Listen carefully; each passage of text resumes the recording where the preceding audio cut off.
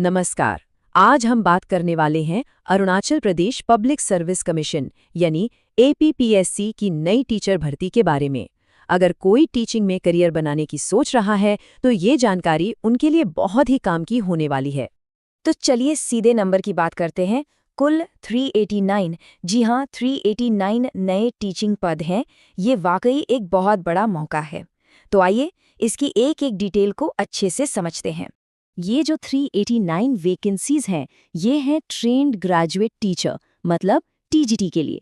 ये एक group B non gazetted post है। कह सकते हैं कि ये राज्य के भविष्य को बनाने का एक बहुत ही शानदार मौका है। आज हम क्या क्या देखने वाले हैं। सबसे पहले इस नई भर्ती के बारे में जानेंगे, फिर देखेंगे कि कौन कौन से पद खाली हैं, एलिजिबिलिटी क्या होनी चाहिए, सिलेक्शन कैसे होगा और हाँ, अप्लाई करने के लिए पूरी चेकलिस्ट भी देखेंगे। तो चलिए शुरू करते हैं।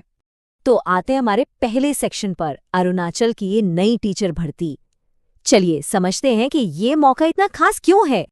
तो सवाल ये उठता है कि ये टीजीटी पद आखिर है क्या। देखिए, ये एजुकेशन डिपार्टमेंट के अंडर एक ग्रुप बी पोस्ट है और पे स्केल की बात करें तो ये लेवल 7 का है। मतलब शुरुआती सैलरी ही 44,900 रुपये से शुरू होती है, जो कि एक काफी अच्छा पैकेज है ना। अच्छा, अब आते हैं सबसे मजेदार हिस्से पर।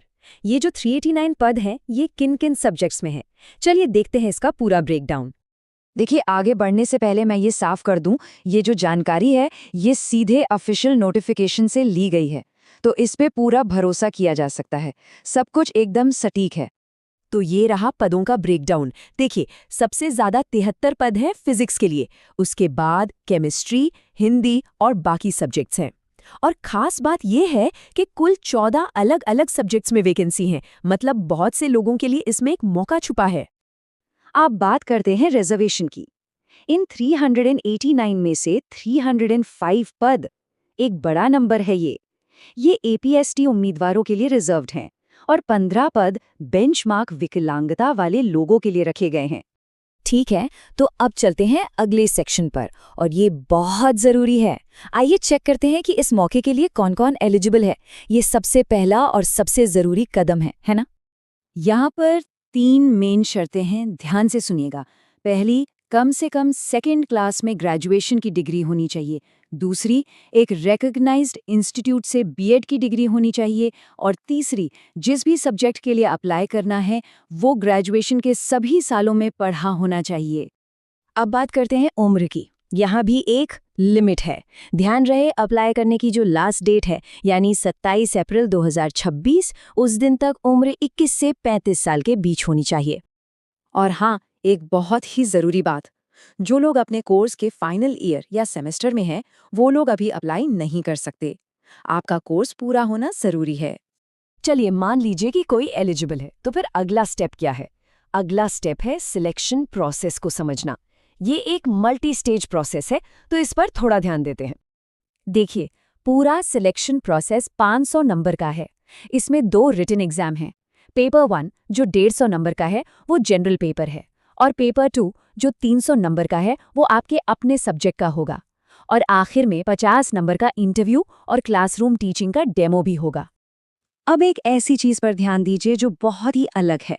यहाँ पर नेगेटिव मार्किंग है, लेकिन हर गलत जवाब के लिए 1/6 मार्क्स कटेंगे। जी हाँ, 1/6। नॉर्मली ये 1/4 होता है, तो यहाँ एक्स्ट्रा सावधान रहना पड़ेगा। तो अब हम आ गए हैं अपने आखिरी और सबसे प्रैक्टिकल सेक्शन पर, मतलब अप्लाई कैसे करना है। चलिए स्टेप बाय स्टेप समझते हैं। सबसे पहला काम है एपीपीएससी की वेबसाइट पर 1 टाइम रजिस्ट्रेशन यानी ओटीआर करना। ये सबके लिए जरूरी है। हाँ, अगर रजिस्ट्रेशन पहले से है तो सीधे लॉगिन किया जा सकता है।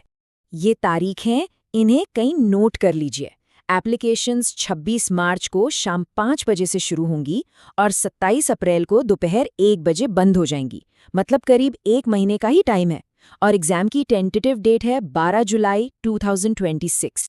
एप्लीकेशन फीस की बात करें तो वो भी काफ़ी कम रखी गई है। एपीएसटी कैंडिडेट्स के लिए सिर्फ 150 रुपये और बाकी सबके लिए 200 रुपये।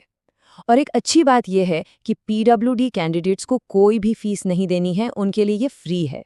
जब अप्लाई करने बैठें तो ये डॉक्यूमेंट्स अपने पास तैयार रखिएगा। आपका सिग्नेचर, पासपोर्ट साइज फोटो, कोई भी एक फोटो आईडी, और अगर लागू होता है तो डिसेबिलिटी सर्टिफिकेट। हाँ, और नोटिफिकेशन में जो साइज और फॉर्मेट बताया है ना, उसका जरूर ध्यान रखिएगा। तो ये थी इस भर्ती से जुड़ी सारी जरूरी जानकारी। 389 पद, एक क्लियर सिलेक्शन प्रोसेस और एक बेहतरीन करियर का मौका। अब सवाल बस एक ही है, क्या ये क्लासरूम में एक नया चैप्टर शुरू करने का सही मौका है?